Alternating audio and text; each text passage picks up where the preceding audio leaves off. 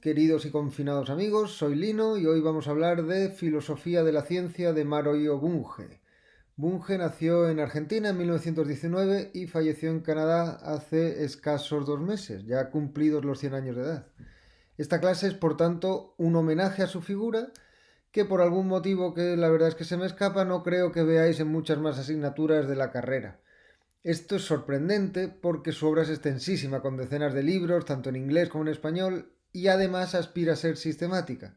Bunge ha sido el autor de uno de los grandes sistemas filosóficos del siglo XX y es un sistema además pegado a las ciencias naturales y materialista pero no reduccionista. Ahí justo reside a mi juicio su principal interés, en ese materialismo inclusivo y no eliminativo, y probablemente ahí resida que su reconocimiento no haya sido acompañado de un estudio sistemático en las facultades, por ejemplo, y es que aunque fue respetado tanto por espiritualistas como por materialistas reduccionistas, pues nadie podía utilizarle.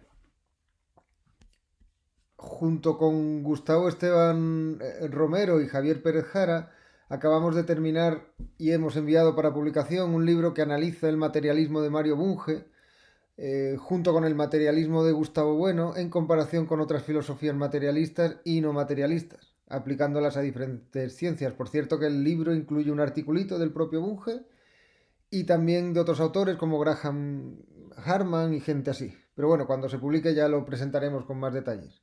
Y también, por cierto, que allá por principios de los años 80, Bunge y Bueno compartieron congreso varios días, y aunque hubo diálogos interesantes y están publicados y el encuentro dio algún fruto más, sin embargo no surgió el amor. Creo que porque hay muchas diferencias de estilos, de tradiciones, de planteamientos.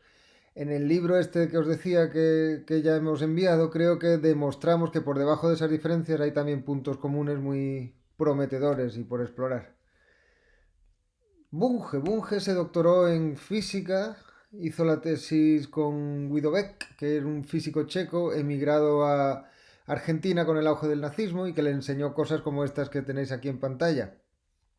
Por ejemplo, piensa con tu cabeza, no sigas la moda, no permitas que la política o la administración interfieran con tu investigación. Esto Bunge no lo siguió al pie de la letra. De hecho, tuvo tantos problemas en su juventud, en los años 50 y 60, con el peronismo, que se fue a Estados Unidos, hizo allí carrera y después de enseñar filosofía en varias universidades estadounidenses, pasó a Canadá, donde trabajó prácticamente toda su vida y por eso pues gran parte de su obra está publicada primero en inglés y luego ya en español.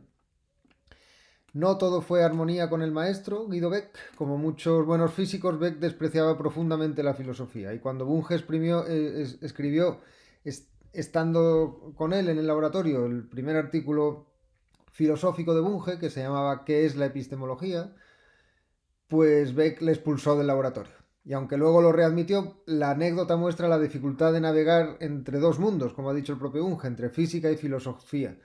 Muchos físicos lo consideran el típico fracasado en ciencias que se mete a lo que ellos llaman letras o humanidades, donde al parecer es más fácil destacar, y muchos filósofos consideran a Bunge un mero comentador de resultados científicos. Veremos que esto es injusto. Es verdad que Bunge ha defendido a las ciencias tanto frente a las pseudociencias como a las filosofías declaradamente anticientíficas, como algunas interpretaciones de la filosofía continental, hermenéutica y posmoderna.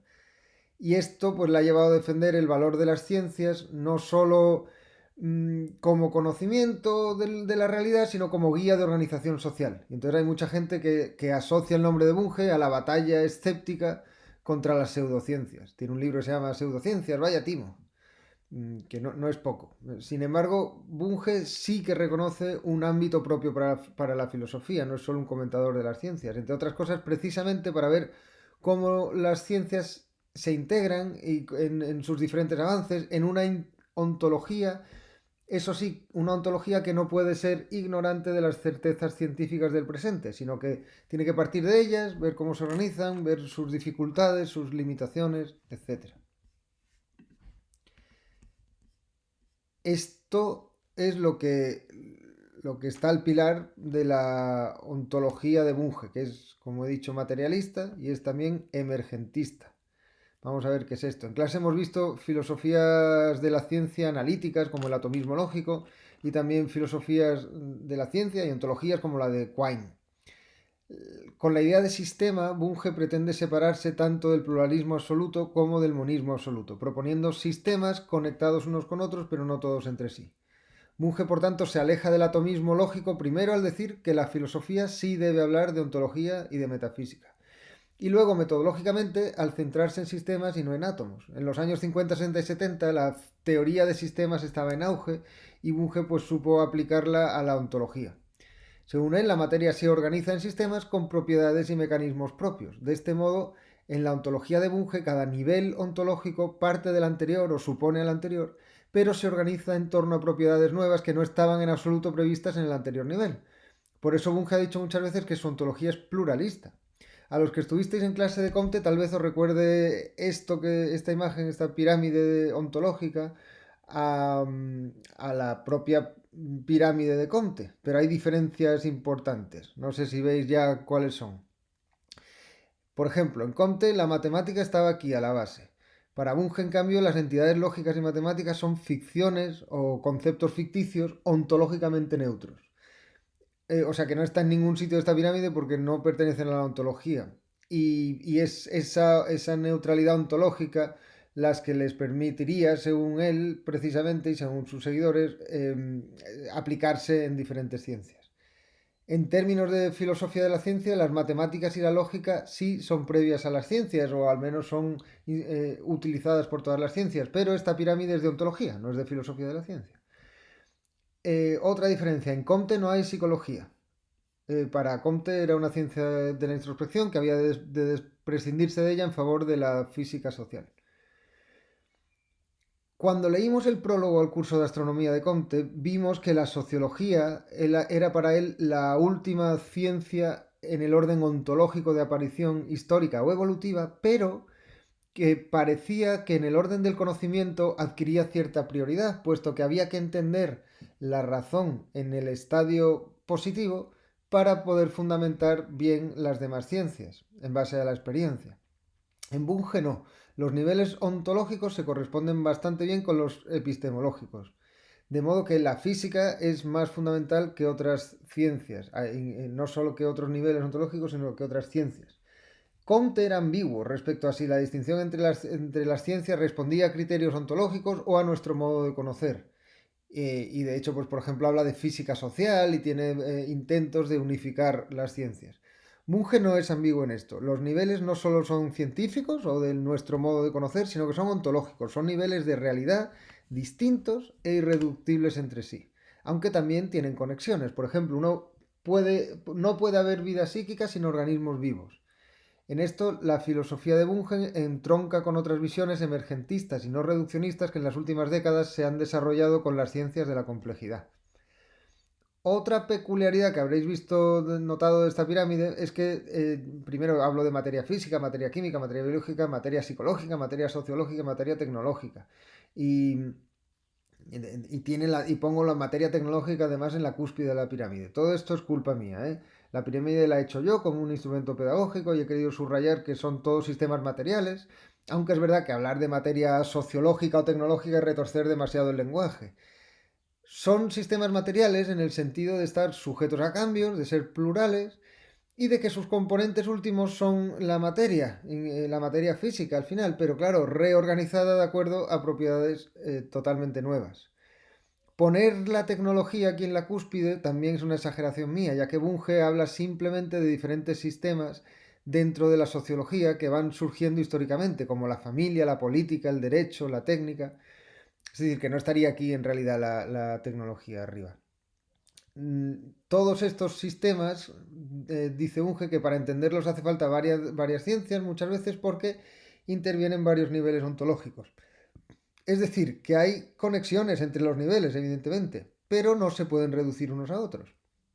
Algunos críticos han dicho que hablar de emergencia significa admitir que hay algo que ya preexiste y que simplemente emerge en cada nivel. Pero Bunge no utiliza esa idea así, ni mucho menos. Hay otros emergentistas que sí que la han utilizado así. A principios del siglo XX, Bunge no. Y además Bunge critica explícitamente la neofobia ontológica, admitiendo que sí que hay novedades en las propiedades organizativas de los diferentes niveles emergentes. Es una ontología, repito, explícitamente pluralista. Esta ontología pluralista, de nuevo, no quita que haya conexiones, incluso que sea monista en algunos aspectos. En concreto, el problema mente y cuerpo. Bunge tiene un libro de 1980, que es muy recomendable, sobre este asunto y que básicamente va contra el dualismo mente y cuerpo. Pero precisamente por señalar que hay muchos niveles ontológicos implicados en la vida psicológica, en ese conjunto de experiencias y actos que llamamos conciencia.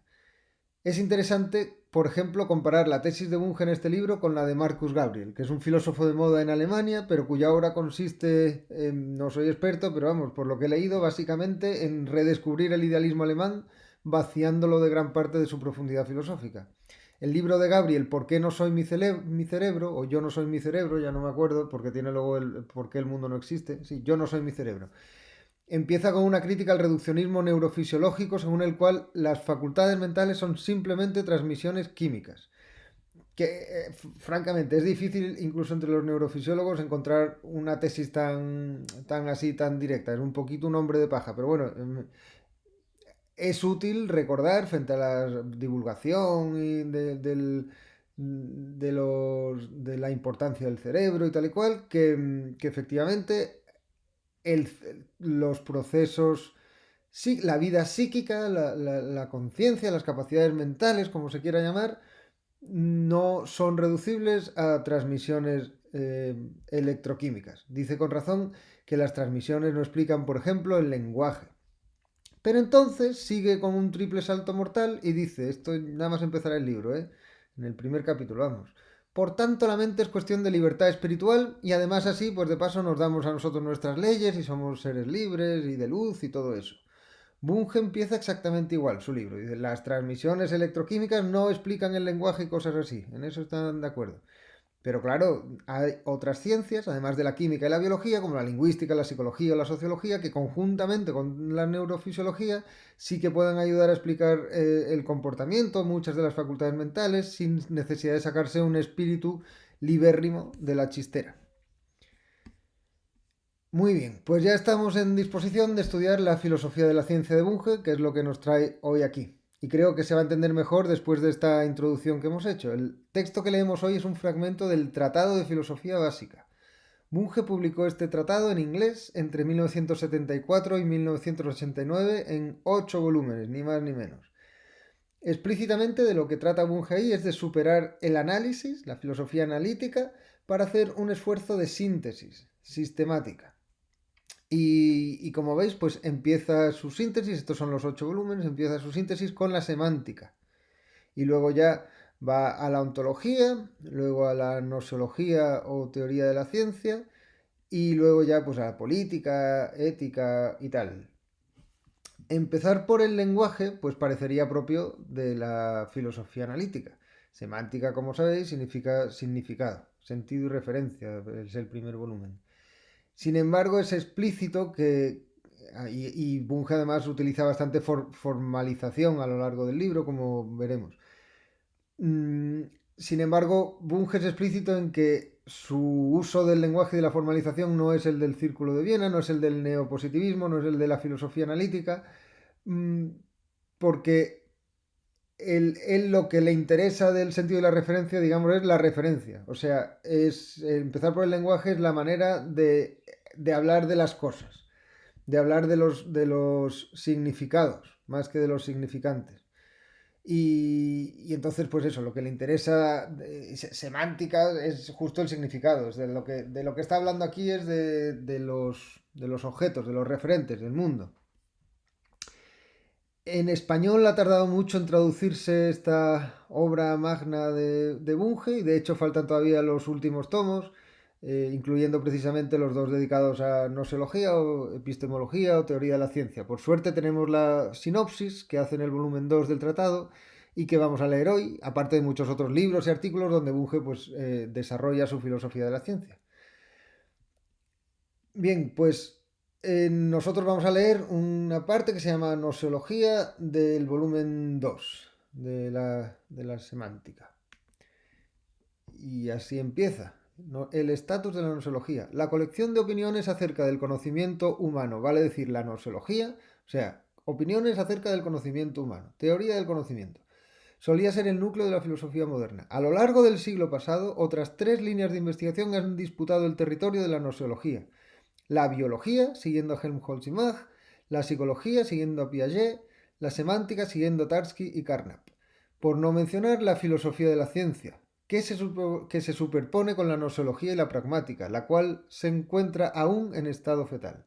Cada una de estas disciplinas ofrece argumentos persuasivos para absorber al resto de la gnoseología. Ponderémoslos.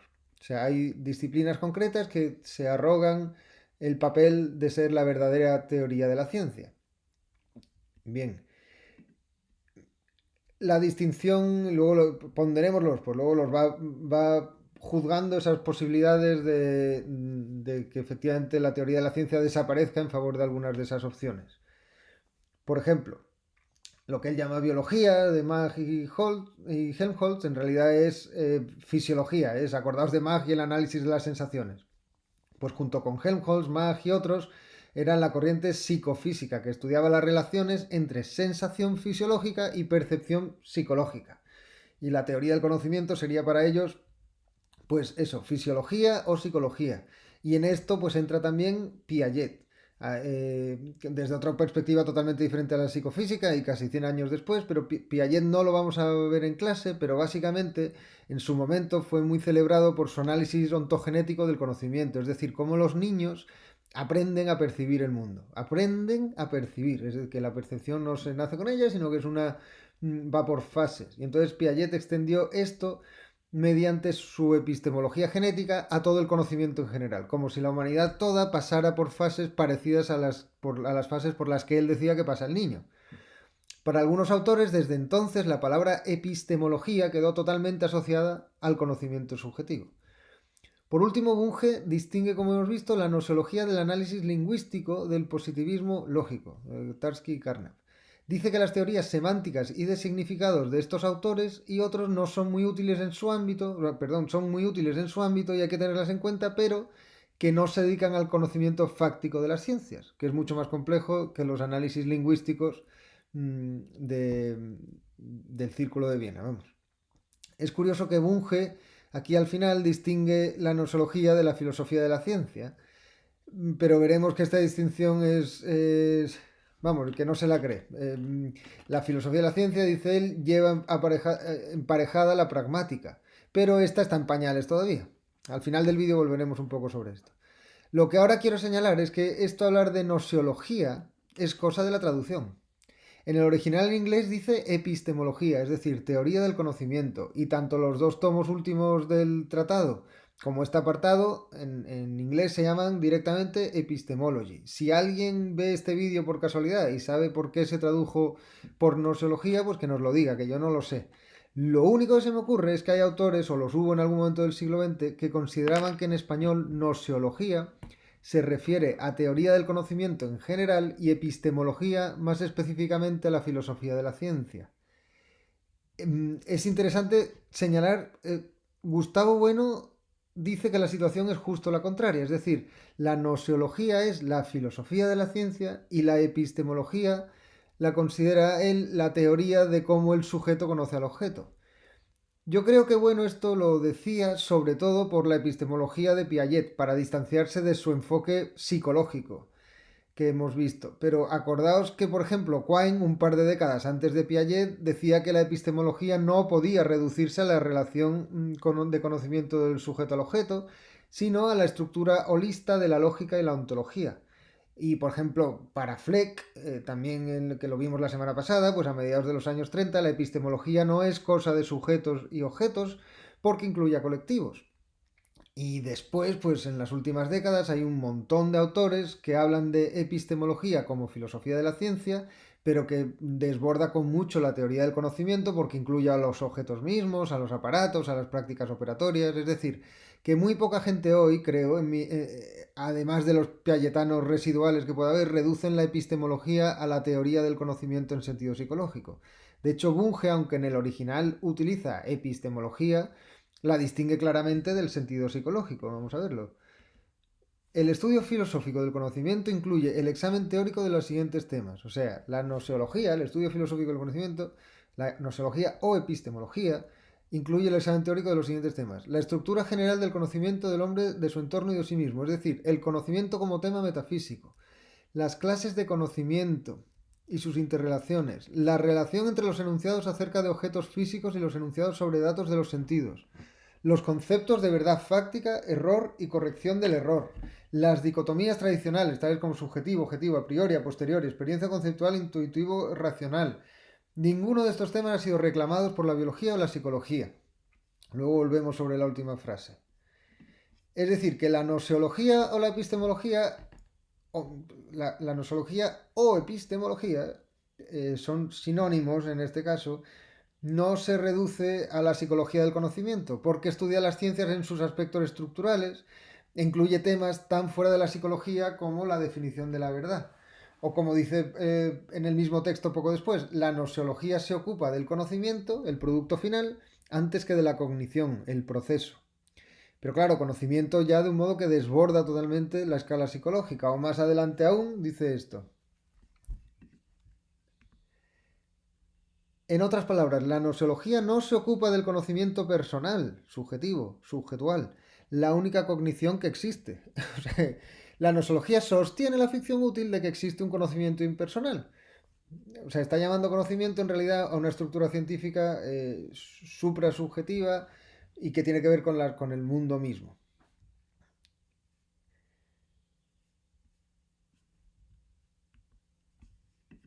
Por tanto, volviendo al texto que hemos visto antes, la teoría de la ciencia no se reduce a la psicología, dice, ninguno de estos temas ha sido reclamado por la biología o la psicología, ni puede estudiarse seriamente sin el auxilio de estas disciplinas. Esta es la sutileza propia de Bunge, aunque la filosofía tenga sus terrenos propios, para decir algo filosóficamente relevante y con sentido hay que tener en cuenta los resultados de las ciencias, incluyendo la psicología. Bien, pues una vez definida la nosología, dedica el resto del texto a ver qué tiene en común con la semántica. Y la semántica, como teoría de los referentes y los significados, es para Bunge una parte de la noseología o epistemología, y pone para ello dos ejemplos. El primero es la idea de representación. Si las ciencias representan la realidad y cómo lo hacen. Se enfrenta tanto al instrumentalismo, vemos aquí, representación versus instrumento y retrato, tanto al instrumentalismo propio del pragmatismo, el convencionalismo y el relativismo, que viene a decir que las representaciones son solo cosas útiles para tirar para adelante sin referencia a la realidad. Pero también se enfrenta al realismo ingenuo, al ecuacionismo, que dice que la representación es el fiel reflejo de esa realidad, como un retrato. La semántica es útil aquí en tanto distingue signos de iconos o retratos. El conocimiento científico lo es de una realidad, pero de manera global más que punto por punto. Luego vamos a volver sobre esto. Esto explica según Bunge, por ejemplo, la posibilidad de error. Aquí en este punto dice algo, dice, más aún, los conceptos teóricos y las teorías no se abstraen de la experiencia sensible, es decir, no son generalizaciones de la experiencia sensible, ni siquiera de los experimentos científicos, de modo que no deben ser colocados en la misma bolsa que los conceptos empíricos.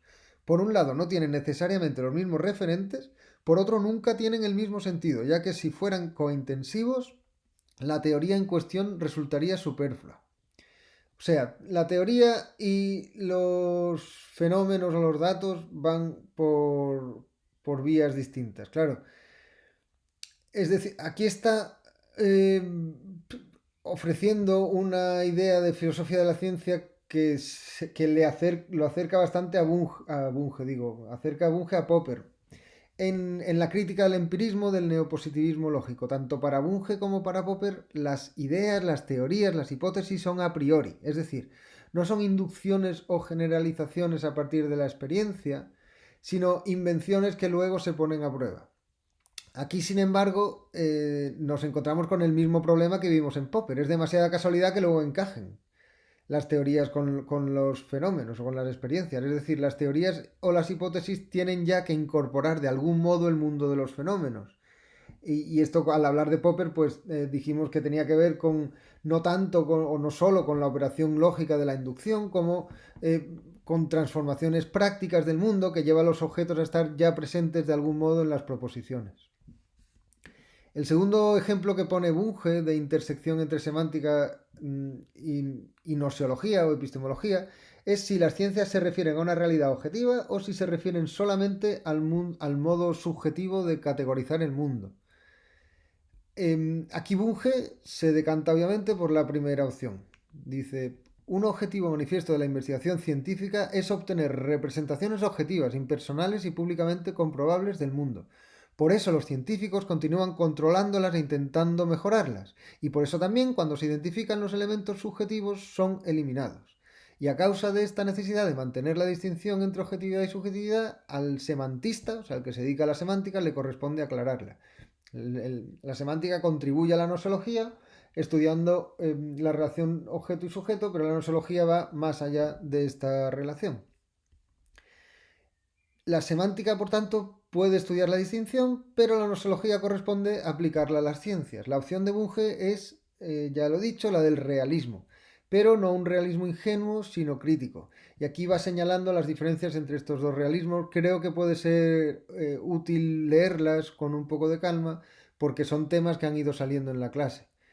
Realismo ingenuo, directo o... Sí, directo. Todo es cognoscible. Realismo crítico. Muchas cosas, que es el de Bunge, digamos, y otros. Muchas cosas y muchos hechos son cognoscibles. Claro, pero esto ya es contra el escepticismo, ya es decir mucho. No se conoce la realidad absoluta, no todo es cognoscible, pero muchas cosas sí que son ciertas y necesarias. Muchos otros no, por ejemplo, las cosas extintas que no han dejado rastros perceptibles. Hay cosas que no se pueden conocer. Los objetos físicos se perciben de manera directa, el ojo es inocente. Respuesta del realismo crítico. La percepción puede ser mejorada o distorsionada por la preconcepción, la superstición, la hipótesis.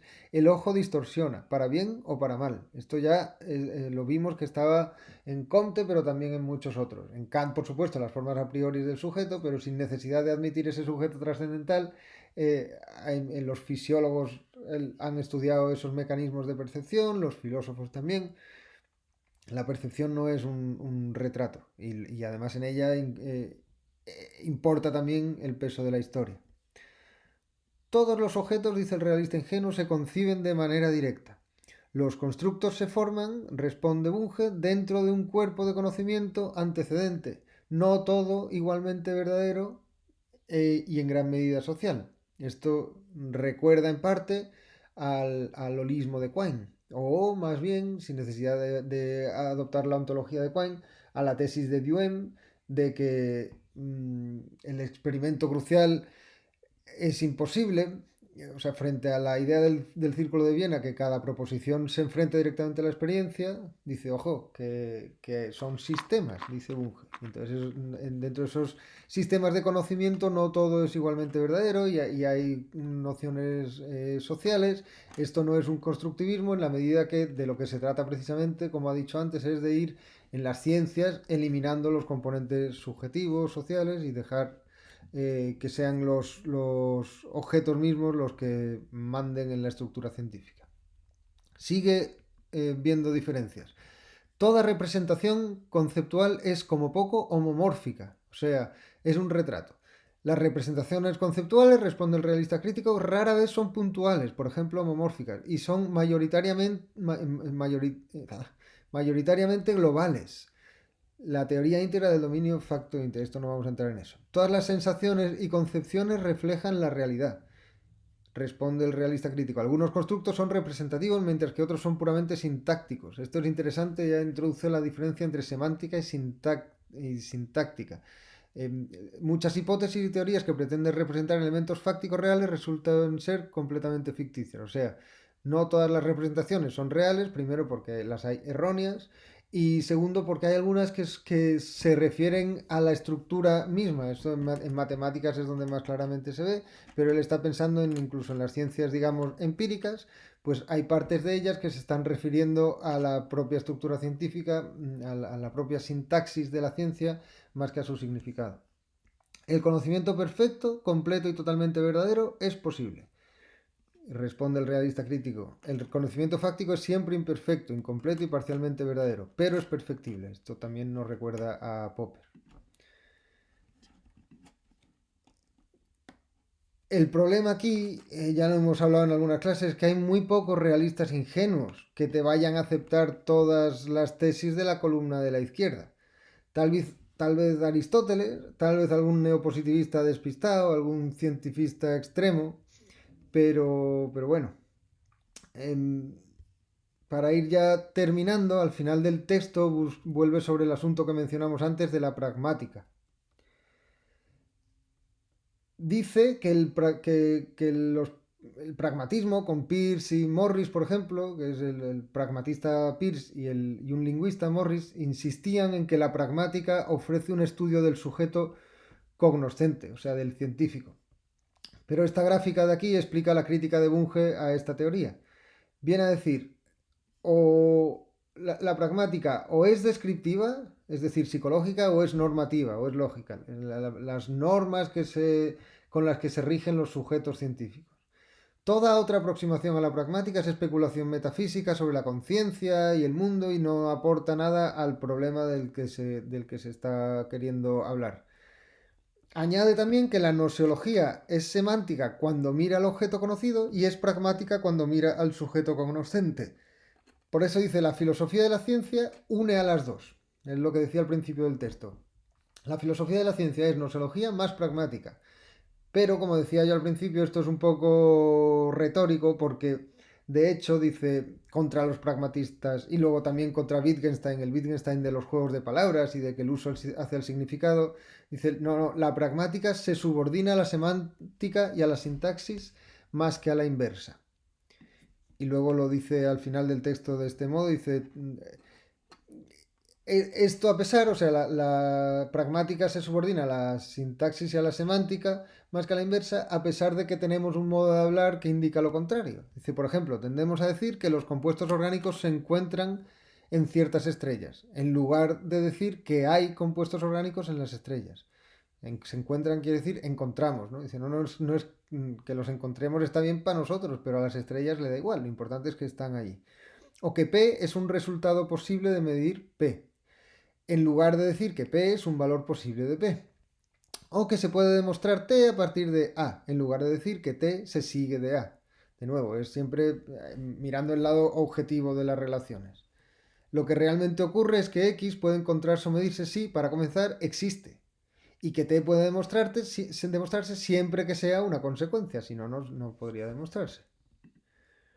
¿Vale? Es decir, que la nosología, epistemología o filosofía de la ciencia tiene que dar cuenta sobre todo no del conocimiento del sujeto, sino de lo conocido y de cómo se articula lo conocido en las ciencias, o sea, de cómo entra el mundo, digamos, en las ciencias.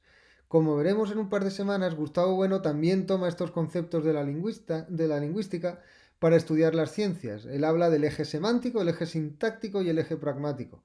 Y también para él lo específico de las ciencias es que al menos a veces son capaces de segregar lo subjetual o subjetivo y apuntalar relaciones objetivas que se refieren a los objetos. Pues eso es todo, amigos. Muchas gracias, muchos ánimos con el virus y sus secuelas y espero vuestras preguntas y objeciones.